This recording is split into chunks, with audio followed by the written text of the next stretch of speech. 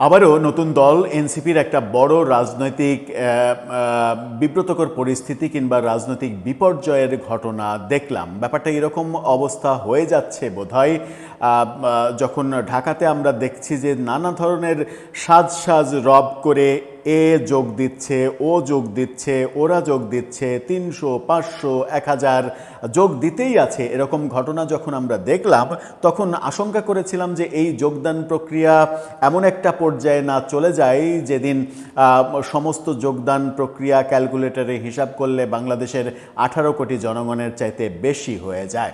এরকম আলোচনা যখন চলছিল ঠিক তখন চট্টগ্রাম থেকে এনসিপির জন্য ভয়াবহ দুঃসংবাদ এসেছে। চট্টগ্রাম কোনোভাবেই তাদেরকে আশা জাগাতে পারছে না। নানাভাবে বেশ কিছুদিন থেকে, গত পহেলা বৈশাখ থেকে চট্টগ্রামকে কেন্দ্র করে যে রাজনীতি করতে চাইছে এনসিপি, সেই রাজনীতি বিপর্যয়ের দিকে চলে যাচ্ছে। এখন বোধহয় তাদের অবস্থা এরকম হয়েছে, কে দেবে আশা, কে দেবে ভরসা, এরকমভাবেই হয়তো যাত্রার বিবেকের মতো হয় সংলাপ দিতে হবে নতুবা গান গাইতে হবে। চট্টগ্রামে একসঙ্গে গণপদত্যাগের ঘটনা ঘটেছে। তাদের কমিটি ঘোষণার কয়েক ঘন্টার মধ্যেই এই ঘটনা ঘটেছে।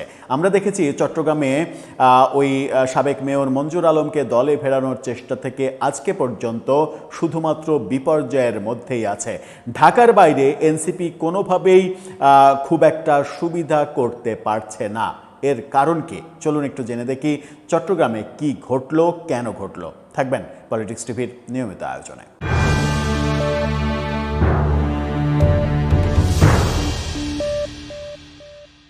দর্শক, বলছিলাম চট্টগ্রাম থেকে কোনোভাবেই এনসিপি ভালো খবর আনতে পারছে না। গত পহেলা বৈশাখে হাসনাত আবদুল্লাহকে দেখেছিলাম ছুটে যেতে চট্টগ্রামের আওয়ামী লীগ নেতা মঞ্জুর আলমের বাসায়, যিনি একসময় বিএনপি করতেন, বিএনপির হয়ে মেয়র ছিলেন, পরবর্তীতে আওয়ামী লীগে যোগ দেন, আওয়ামী লীগের হয়ে নির্বাচন করতে চেয়েছেন কিন্তু টিকিট পাননি।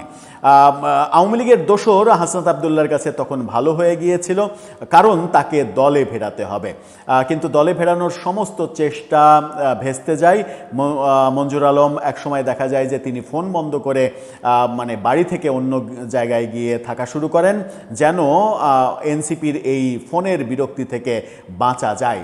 তাকে জোর করে দলে ফেরানো হচ্ছিল, এরকম বক্তব্যও তার আত্মীয় স্বজনরা দিয়েছেন।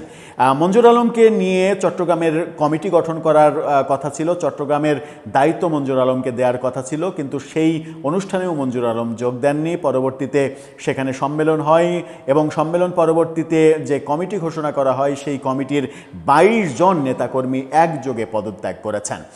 যুগান্তরের এই রিপোর্টটা দেখে নিন, সেখানে বলা হচ্ছে এনসিপির 22 নেতাকর্মীর একযোগে পদত্যাগ, সেখানে মূল নেতা পর্যন্ত পদত্যাগ করেছেন। আহ্বায়ক কমিটি সদ্য ঘোষিত আহ্বায়ক কমিটি থেকে একযোগে 22 নেতাকর্মী পদত্যাগ করেছেন। তাদের মধ্যে একাধিক যুগ্ম আহ্বায়ক, যুগ্ম সদস্য সচিব, সহ সাংগঠনিক সম্পাদক ও সদস্য রয়েছেন।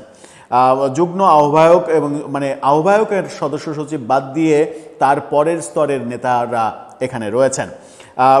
আজকে সকালে পদত্যাগের বিষয়টি নিশ্চিত করেছেন বর্তমান কমিটির দপ্তর সম্পাদক মোহাম্মদ রাফসান জানি রিয়াজ। মীর মোহাম্মদ শোয়েবকে আহ্বায়ক এবং আরিফ মঈনুদ্দিনকে সদস্য সচিব করে গতকালকেই এই কমিটি ঘোষণা করা হয়েছিল। 168 সদস্যের কমিটি। এই কমিটি ঘোষণার কয়েক ঘন্টা পরে আজকে সকালে এই 22 জনের একসাথে পদত্যাগের ঘটনাটা আমরা দেখলাম। তার গতকালকে প্রকাশিত হওয়ার পরে একদিনও কিন্তু সময়ই নেননি, তারা পদত্যাগ করেছেন। পদত্যাগী নেতাদের অভিযোগ, কমিটিতে অযোগ্য ও বিতর্কিত ব্যক্তিদের গুরুত্বপূর্ণ পদে রাখা হয়েছে।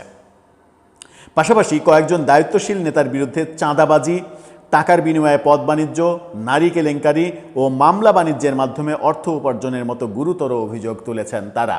এই দৃশ্য কিন্তু আমরা দেখছি সারা দেশে, বিভিন্নভাবে দেখছি। যাদের বিরুদ্ধে প্রচুর অভিযোগ রয়েছে তাদের শাস্তির ব্যাপারে কিংবা তাদের বিরুদ্ধে কোনো ধরনের কোনো পদক্ষেপ নেওয়ার ব্যাপারে এনসিপির এক ধরনের অভিযোগ রয়েছে, অনীহা রয়েছে। এবং এনসিপির কেন্দ্রীয় একেবারে বড় নেতা বিরুদ্ধে নারী কেলেঙ্কারির যে অভিযোগ উঠেছিল সেটার ব্যাপারেও এনসিপি কোনো ধরনের কোনো ব্যবস্থা নেয়নি। এই ব্যাপারেও আমরা দেখেছি। চাঁদাবাজির ঘটনা তো বহু ঘটেছে। ঘটেছে, কিন্তু কোনো মানে দৃশ্যমান পদক্ষেপ আমরা দেখিনি। পদত্যাগী দপ্তর সম্পাদক রাফসানজানি রিয়াজ বলেছেন, দলের জন্য যারা নিবেদিত প্রাণ ও ত্যাগী তাদের মূল্যায়ন করা হয়নি। এখনই যদি এই ব্যাপার আসে যে মূল্যায়ন করা হয়নি, তাহলে বিএনপি আওয়ামী লীগের রাজনীতি থেকে আলাদা কি হলো, নতুন রাজনৈতিক বন্দোবস্ত কি হলো? যদি সঠিক লোক, যোগ্য লোককে এনসিপিও মূল্যায়ন না করে, যদি চাঁদাবাজ, নারী কেলেঙ্কারি, মামলা ব্যবসা, দুর্নীতিবাজ এই কর্মকাণ্ডের সঙ্গে যারা জড়িত তাদেরকেই যদি নেতা বানানো হয়, কি বলছেন তিনি বলছেন, আমরা এই কমিটির পুনর্মূল্যায়ন চাই। আমরা কেন্দ্রীয় আহ্বায়ক নাহিদ ইসলামকে বিষয়টি জানাবো। পদত্যাগ করা সহ সাংগঠনিক সম্পাদক হাজ্জাতুল ইসলাম সাহিদ তিনি বলেছেন, আদর্শ, নৈতিকতা ও স্বচ্ছ রাজনৈতিক চর্চার প্রত্যাশা থেকে আমরা এনসিপির রাজনীতির সঙ্গে যুক্ত হয়েছিলাম, কিন্তু সাম্প্রতিক কমিটি গঠন ও বিভিন্ন অনৈতিক কর্মকাণ্ডে আমরা হতাশ। মানে এনসিপির অনৈতিক কর্মকাণ্ডে তারা হতাশ। রাজনৈতিক সংগঠনে দুর্নীতি ও ব্যক্তিস্বার্থের চর্চা গ্রহণযোগ্য নয়, একেবারে স্পষ্ট দুর্নীতির অভিযোগ। ভবিষ্যতেও তারা জনস্বার্থ, ন্যায় বিচার ও স্বচ্ছ রাজনৈতিক সংস্কৃতির পক্ষে কাজ করবেন।